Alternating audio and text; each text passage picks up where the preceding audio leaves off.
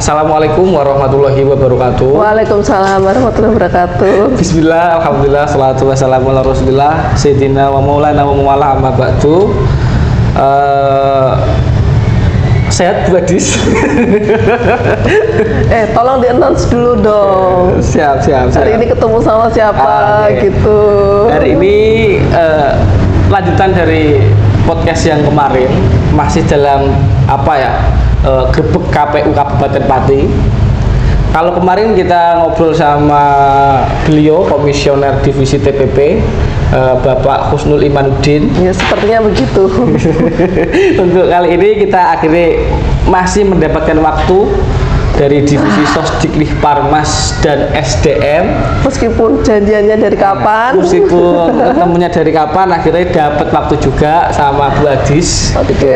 Izin Bu ya ngobrol santai. Untuk sore hari ini kita ngobrol santai. Kalau kemarin sama Bang Husnul kaitannya TPP, kita membahas anggaran dana kampanye. Mungkin kalau sama Bu Adis karena Divisi Sosdiklik Parmas, sosialisasi, pendidikan pemilih dan partisipasi masyarakat, dan SDM sumber daya manusia. Nah itu paling rumit ya Bu. Nanti mengatasi orang-orang yang rumit. Nah, jadi nanti gini Bu, dari kami pengen panjenengan mungkin disampaikan Sosdiklik Parmas dan SDM itu tugasnya apa, kewajibannya apa terlebih dahulu, sebelum nanti kita ngobrol-ngobrol sedikit kaitannya tahapan yang sedang berlangsung. Enak banget dia. Ya udah selesai langsung keluar. Kameramen biasa bebas.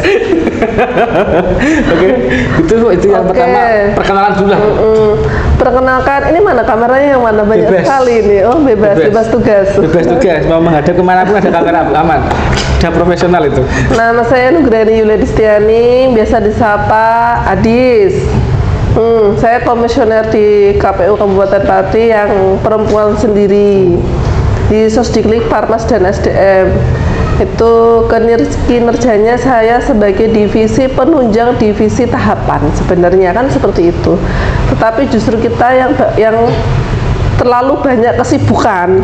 Karena untuk penunjang tahapan itu, salah satu contohnya adalah kemarin itu kan pembentukan KPPS. Pembentukan KPPS itu memang kita yang membentuk. Pantarlih dulu deh. Pantarlih. Kita yang membentuk dan mencari orangnya, tetapi penggunanya dari divisi Datin untuk Muntarlih, kan begitu. Kalau sosialisasi, pendidikan pemilih dan partisipasi masyarakat itu tugasnya susah-susah gampang. Susah-susah gampangnya di sini adalah kalau untuk pendidikan pemilih, kita sejauh ini sudah bekerja sama dengan banyak sekolahan. Itu untuk pendidikan pemilih adik-adik yang di tingkat SMA maupun SMP, tentang demokrasi itu apa, tentang pentingnya pemilu itu apa, itu untuk pendidikan pemilih. Sosialisasi itu berhubungan dengan tingkat partisipasi masyarakat. Sosialisasi yang semakin masif, sosialisasi yang semakin kenceng, nanti insya Allah partisipasi masyarakat kita meningkat. Kan seperti itu. Partisipasi masyarakat yang mana? Partisipasi yang masyarakat yang mencoblos nanti di tanggal 27 November 2024. Kan seperti itu. Nah, saat ini di KPU Kabupaten Pati ini telah melakukan berbagai tahapan. Kemarin sudah selesai, kemarin mungkin sudah dengan Pak Musul ya. Kita ada di tahapan untuk kampanye. Sebelum tahapan kampanye, kemarin ada tahapan pengundian nomor urut untuk 3 paslon yang untuk pencalonan. Kita juga sudah menetapkan DPT kemarin. DPT-nya di Pati itu ada 1.036.887. Itu nanti keluar di ujian, jadi nanti dihafalkan. DPT Pati. Begitu. Jadi dari jumlah DPT yang cukup besar tersebut, bisa dibayangkan kan? Kita hanya bisa menargetkan berapa sosialisasi yang bisa kita masifkan gitu. Kalau itu hanya di KPU Kabupaten Pati. Untuk itu makanya kita membutuhkan badan ad hoc nih, seperti teman-teman dari PPK, seperti teman-teman dari PPS, sampai nanti teman-teman dari KPPS, kan begitu. Nah, untuk tahapan kampanye ini itu sudah berjalan kemarin mulai tanggal 25 September. sampai nanti di tanggal 23 November. Nah, dan kita nanti akan ada rapat umum itu cuma sekali. Biasanya orang itu bicaranya bukan rapat umum deh, rapat terbuka gitu kan, tertutup dan terbuka. Padahal kalau di PKPU itu bunyinya terbatas dan terbuka, terbatas dan kampanye rapat umum. Yang terbatas itu pertemuan-pertemuan yang terbatas itu kalau untuk kabupaten itu dibatasi 1.000 peserta. Kalau lebih dari 1.000 peserta itu nanti disemprit sama Bawaslu karena sudah melebihi apa yang tertulis di PKPU nomor 13 tahun 2024 seperti itu. Oke, gini Bu Adiski, kalau kemarin kita bahas anggaran dana kampanye yang memang jumlahnya fantastis Bu, dibatas, ada kesepakatan membatasi di angka 38 sekian miliar. Nah, untuk teknis kampanye sendiri Bu ya, kayak tadi dibahas panjenengan ada apa namanya pertemuan terbatas, kemudian kampanye umum dan lain sebagainya. Mungkin masyarakat bingung apakah yang kumpul-kumpul di dalam rumah kemudian ngobrolin visi misi calon kemudian diharapkan untuk membantu calon tersebut, apakah itu termasuk kampanye atau tidak, atau ada orang kumpul-kumpul mungkin di gedung apa gitu. Kalau di Pati yang setahu saya Bu ya, yang setahu saya juga udah ada di media itu kayak di gedung haji dan lain sebagainya. Apakah itu termasuk kampanye atau tidak? Kalau memang kampanye, kira-kira ketentuan kampanye itu apa saja? Yang jelas yang dinamakan kampanye itu berarti kan ada ajakan di sana. Ajakan untuk mencoblos, ajakan untuk mencapaikan visi dan misinya, ajakan untuk menjadikan dukungan, itu sudah masuk kategori kampanye. Beda dengan hanya bersosialisasi. Kalau dulu kan namanya sosialisasi. Kalau sosialisasi jangan lupa tanggal 27 November datang ke ini kan. Tapi kalau kampanye itu biasanya itu sudah ada nomornya, nomor urutnya, partai pengusulnya juga ada apa namanya, atribut kampanyenya juga sudah muncul itu. Ayo jangan lupa nanti tanggal 27 November datang ke TPS, coblos nomor ini, coblos nomor ini. Itu pasti ajakan, itu berarti sudah kampanye. Dan penyampaian visi misi. Program saya adalah ini. Itu sudah masuk kampanye. Meskipun bukan pertemuan terbatas, pertemuan tatap muka atau dialog. Misalkan kurang dari 1.000 orang. Gitu kan, 20 orang pun kalau itu bahasanya adalah ajakan untuk mencoblos salah satu paslon, itu berarti sudah kampanye di sana. Tuh. Nah, seperti itu. Berarti gini Bu ya, ini contoh simpel. Jadi ketika di suatu tempat ada perkumpulan entah itu satu atau dua orang, tapi di situ ada suatu ajakan untuk memilih salah satu paslon. Di Pati ada 3 paslon Bu ya, untuk memilih salah satu paslon, kemudian apa namanya juga menjelaskan visi misi dari paslon tersebut. Kemudian di situ tapi tidak ada atribut kampanye, tidak ada gambar-gambar kampanye, itu masuk kampanye atau tidak Bu?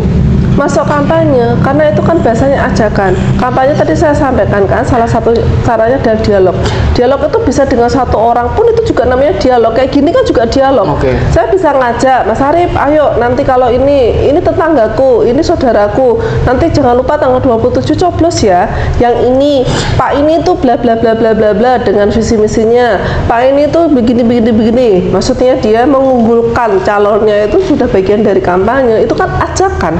Kampanye itu kan bagian dari mengajak, bagian dari mendukung untuk nanti waktu pencoblosan dia terus bisa mengikuti ajakan tersebut. Gitu. Berarti memang mengerikan Bu ya. Kalau kita berbicara kaitannya kampanye ya, mungkin nanti saya coba ke depan akan ke Bawaslu ya, membahas kaitannya netralitas. Karena kalau memang segala sesuatu yang sifatnya ajakan, mau jumlahnya berapa dan banyak sedikit 2, 3, 5 contohnya di warung-warung kopi, memang untuk di warung-warung kopi saat ini di Kabupaten Pati kelihatannya bahasan karena pilkada di 2024 katanya calon A, B, dan C itu sudah mulai ada dan kelihatannya sudah banyak lah yang membahas itu. Dan memang kadang-kadang apa ya, kita tidak sadar itu melakukan kampanye. Jangankan begitu, kita foto aja sekarang sudah dibatasi karena kita sudah masuk kampanye. Tidak boleh dengan simbol-simbol 1, 2, 3 begitu. Itu gitu kan, simbol tangan misalkan. Nah itu kita sudah dibatasi.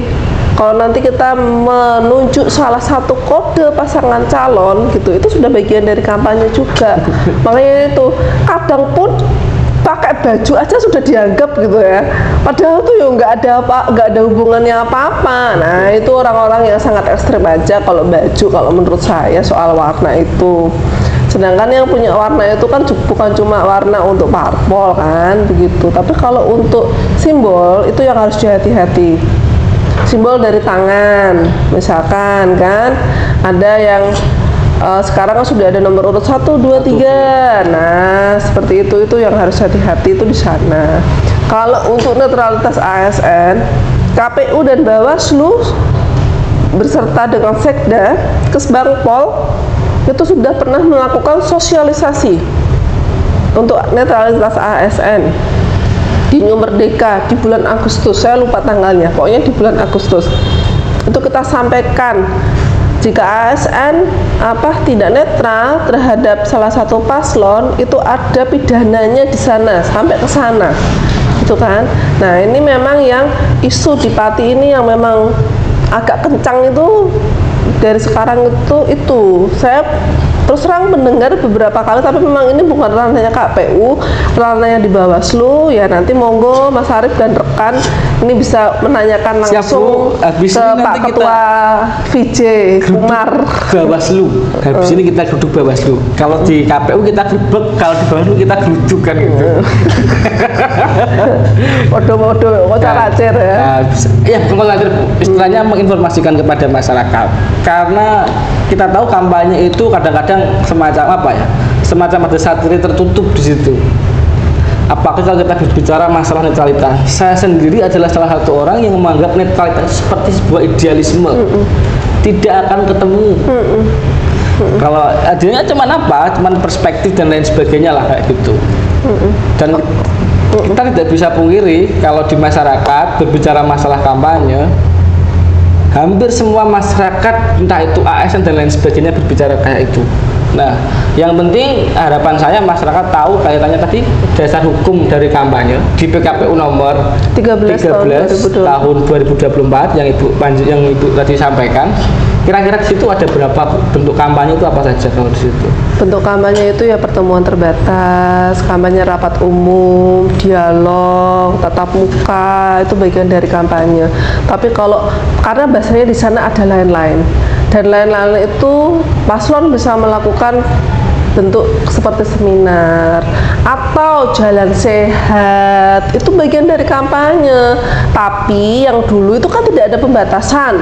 Kalau dulu itu boleh hadiah jalan sehat itu hadiahnya umroh. Nah sekarang itu dibatasi, minimal hadiahnya itu 1 juta untuk per item Bu ya. Jumlah itemnya bebas. Jumlah itemnya bebas gitu, maksudnya apanya itu bebas. Nah terus yang berikutnya yang tadi disampaikan, kenapa jumlah LADK-nya jadi pembatasan sekarang jadi gede sampai 38M itu karena ada yang dirubah, yaitu soal konversi bahan kampanye. Yang dulu pilkada sebelumnya konversi bahan kampanye itu di angka 60.000. Jadi paslon itu boleh mencetak misalkan nih kaos begitu harga 60.000 maksimal. Yang sekarang untuk konversi yang sekarang di PKPU yang ada sekarang itu 100.000 kaos Bu ya. Jadi kan ada kenaikannya begitu. Jadi bayangin aja kalau DPT-nya kita kan maksimal kan dari DPT ya kalau untuk nyetak ya 1.036.887 kali 100 itu udah berapa M? Sudah 1M lebih kan gitu. Nah begitu, itu bahasanya kalau kali 200% berapa kan begitu. Kayaknya 200% berarti. Ya. Wah, berarti gini ya, mungkin kabar bahagia lah buat masyarakat umum. Siapa tahu nanti kita ada jadi sasaran kampanye ya Bu, dapat kaos harga 60.000 itu berarti 24S. Maksimal kan bicaranya kan maksimal. Harga 60.000 itu maksimal 60.000 itu berarti kalau dapat kaos 24S berarti itu. Iya 20. Seperti apa ya? Jualan kaos kamu kok sadar. Hafal semua saya kerabutan. Oh iya, terus ini kampanye rapat umum yang tadi disampaikan. Kampanye rapat umum itu cuma bisa sekali, dan sekalipun itu di antara tanggal 25 sampai tanggal 23 November. Itu yang paling itu apa tuh namanya, itu di masa kampanye full. Kalau dulu kan waktu pas Pileg Pilpres itu 21 hari sebelum hari tenang. 21 hari ya, sebelum hari tenang. Sekarang itu full, boleh milih di mana aja. Tanggalnya bebas. Tanggalnya bebas. Yang penting satu kali. Nah, penting satu kali. Ini boleh iklan dulu atau enggak? Boleh. Boleh iklan dulu. Boleh. Bebas. Ini gini Bu. Mungkin ini dua pertanyaan terakhir ya. Dalam. Udah mau ada pertemuan di sebelah. Jadi gini Bu. Jadi masyarakat itu perlu tahu bahwa yang namanya rapat umum itu apa saja, syarat yang dikatakan rapat umum itu apa saja, lebih apa ya, deskripsi dari rapat umum, supaya masyarakat juga bisa saling mengawasi, supaya tidak ada paslon yang melakukan rapat umum lebih dari sekali. Jadi kalau rekamannya rapat umum itu kan istilahnya itu, kalau yang dulu-dulu itu gonge, pestanya kampanye itu tuh di kampanye rapat umum, karena tidak ada batasan untuk siapapun yang datang, nggak ada batasan mau bentuk apapun, entertainment atau apa itu boleh masuk semuanya, kan seperti itu. Nah, memang yang saya tekankan kepada paslon jika melihat atau tim kampanye jika melihat rekaman ini, tolong tetap sesuai dengan apa ya, rule-nya. Sampaikan visi misinya, sampaikan programnya kepada masyarakat. Dan untuk masyarakat berhati-hati, meskipun saya bukan dari Bawaslu, saya mengingatkan yang di bawah usia, untuk yang di bawah usia memiliki hak untuk memilih, berarti 17 tahun ke bawah yang belum punya KTP itu tidak diperkenankan untuk mengikuti kampanye rapat umum. Jangan gendong anak, jangan bawa anak kecil, kan biasanya kampanye rapat umum kan istilahnya kan yang sekarang notabene yang terkenalnya kan hura-huranya kan di sana. Nanti terus ada apa yang sekarang tuh horek, horek. Nah, itu biasanya tuh banter-banteran begitu gitu kan. Maksudnya jangan digedein di sananya. Digedein adalah penajaman visi misi dan program. Memang itu susah.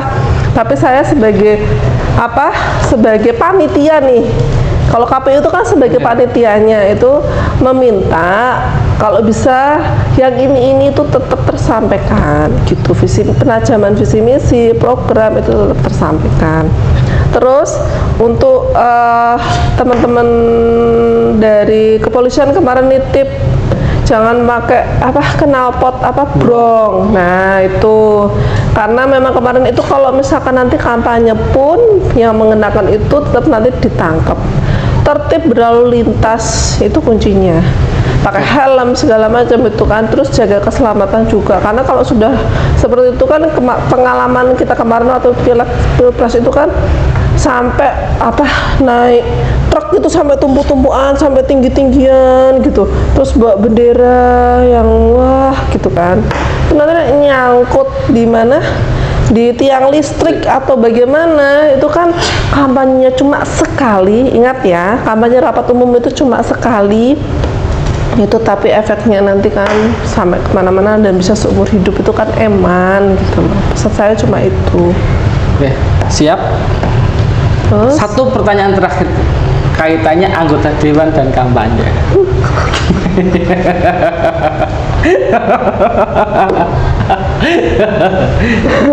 Kita bocor dewe loh mau padahal. Ya, ini yang masih kita susahkan di sana.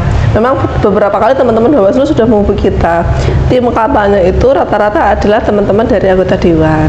Padahal kan ada bahasanya kalau anggota dewan itu kan bagian dari tokoh publik, terus dia itu pejabat. Nah, jelas itu pejabat. Sedangkan pejabat itu di aturannya dari dulu sampai sekarang PKPU-nya aturannya masih sama. Jika pejabat melakukan kampanye, dia harus cuti di luar tanggungan negara. Karena seperti itu bahasanya. Nah, kondisi yang sekarang, apakah itu karena kan kampanyenya mereka tidak mengikutinya kan tiap hari, apakah cutinya cuma bisa diambilkan sehari, apakah diperbolehkan? Itu yang tadi masih saya tanyakan ke Bawaslu. Kalau sehari misalkan Kemis aja nih kampanyenya selama 60 hari cuma sekali, apakah harus cutinya harus 1 bulan? Kan jelas nggak manusiawi ya seperti itu ya, kalau dia cuma jadi jubir cuma sehari aja kan seperti itu. Tapi kalau memang dia akhirnya muncul di tim kampanye itu, ya sebaiknya sih dirubah kalau saya, karena kan memang ada nanti perbaikan tim. Itu. Siap Bu, saya nggak mau tanya sanksi. Iya, karena itu urusannya di Bawaslu. Saya akan pergi ke Bawaslu. Oke, terima kasih Bu Adis atas waktunya yang memang kita hanya dapat waktu singkat sama Bu Adis. Mungkin nanti panjang lebarnya ada di IG KPU ataupun website KPU dan lain sebagainya. Silahkan tanyakan pertanyaan itu. Iya. Yang jangan jelas, lupa di follow IG KPU Pati, karena KPU Pati sebentar lagi akan bagi-bagi merchandise. Amin. Ada apa tuh namanya, boneka dan lain-lain, dan itu infonya cuma ada di IG KPU Pati. Oke, siap Bu. Jadi silahkan nanti kalau masih kurang, cuman sebentar podcastnya masih kurang banyak, nanti bisa kepoin IG KPU saja. Yang jelas tadi sudah jelas Bu Adis kaitannya kampanye dan lain sebagainya, netralitas, kemudian yang paling penting, yang paling ramai masyarakat harus mengawasi proses kampanye. Termasuk juga paham aturan kampanye. Tadi juga ada imbauan dari Bu Adis yang saya tangkap. Kalau kampanye, buat teman-teman yang mau ikut kampanye, silahkan motornya jangan pakai knalpot blong ataupun yang tertib berisik. berlalu lintas. Pakai helm kalau perlu. Iya dong, kok jangan kalau perlu. Tertib berlalu lintas. Itu yang paling penting. Dari saya cukup. Untuk closing ceremony dan juga penutupan mungkin dari Bu Adis pesan terakhir. Ya? Oh enggak. Bebas. Monggo Bu Adis. Ya, tadi kan sudah closing ceremony. Jangan Satu lupa lagi. Itu kan follow IG KPU Pati. Yang kedua, jangan lupa tanggal 27 November gunakan hak pilih Anda gitu. Ini bagian untuk meningkatkan partisipasi masyarakat begitu. Jangan sampai nanti 5 tahun ke depan Pati memperoleh pemimpin yang tidak sesuai dengan harapan Anda. Tetapi kalau memang Anda punya keinginan untuk merubah Pati jauh lebih baik, jauh lebih berdemokrasi, harus datang sama-sama ke TPS, coblos pemimpin yang terbaik menurut hati nuraninya, begitu. Itu di tanggal 27 November 2024. Terima kasih Mas Arif, terima kasih Mas kameramen yang terhormat, yang sibuknya melebihi komisioner, begitu. Oke, siap Bu. Selesai. Akhirul kalam. Wallahul muwaffiq ila aqwamit thoriq. Assalamualaikum warahmatullahi wabarakatuh. Waalaikumsalam warahmatullahi wabarakatuh.